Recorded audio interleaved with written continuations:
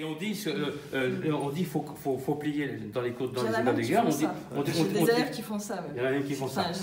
Donc on dit qu'il faut plier le genou parce que c'est quand même plus facile de lever la jambe. Ok. Bon, alors maintenant, reste comme ça au niveau de ta jambe, mais allonge l'autre. Vous voyez ce que ça produit. Voilà, c'est ça. Bon, et alors regardez d'ici. Quand vous voyez quelqu'un, et il y en a qui vont beaucoup plus loin que ça. Voilà, c'est ils vont comme ça. Qu'est-ce qui se passe? Regardez la correction. Ça a levé l'autre côté. La correction que je vais amener, parce que ici il y a des plis sur. Ici, l'espace entre côte et bassin est supprimé. On raccourcit la taille. On raccourcit la taille. Voilà la position. Ah, donc ça fait une rotation. C'est-à-dire que regarde par-dessus, c'est comme si le bassin avait pivoté sur un axe vertical. Oui. Et même ça lève là. Et ça lève là. Ça lève l'autre. Le bassin a pivoté sur l'axe vertical qui passerait par le pubis et le sacrum. D'accord. Le bassin a pivoté. Donc là, tu lui remets le bassin. On a l'illusion qu'on va plus loin. En fait, on a compensé de partout, on n'étire pas plus. Et alors là, la danseuse dont je parlais hier, quand je lui ai fait ça, ben, elle a réalisé qu'elle travaillait beaucoup plus comme ça. Beaucoup plus.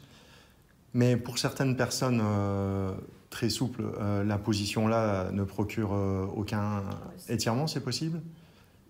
Que cette position-là... Oui. Je n'ai jamais rencontré quelqu'un... À qui, à 90 degrés, ça ne procure aucun étirement dans les ischios? Voilà, absolument. Ah, d'accord. Ça n'existe, pour moi, ça n'existe pas si c'est juste. Si c'est juste, ok.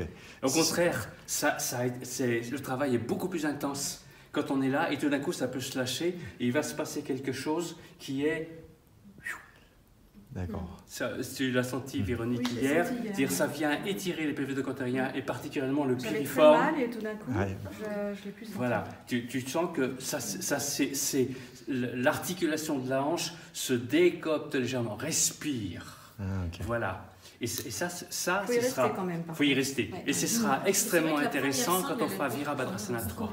Et ça fait prendre conscience de la hanche. Parce que moi aussi, chez Vananta, au début, je le faisais comme ça. Et j'avais les sensations juste ici. Oui. Et j'étais contente. Et même après, ça faisait ça, j'étais contente. Mais là, maintenant, ça travaille ici. Mais avant, je ne sentais pas la hanche. Là, après, tu fais le lien complet. Autrement, tu n'as pas de lien. Tu coupes le lien. Et là, tu tires. D'accord. Ouais. Donc systématiquement, si on va plus loin, ça veut dire qu'on compense ailleurs. Si tu vas plus loin, c'est que tu compenses. Ah, ok. C'est pas possible puisque l'os ici du fémur vient buter sur le bassin. Ouais. Tu peux pas aller plus loin. D'accord. C'est physiologique.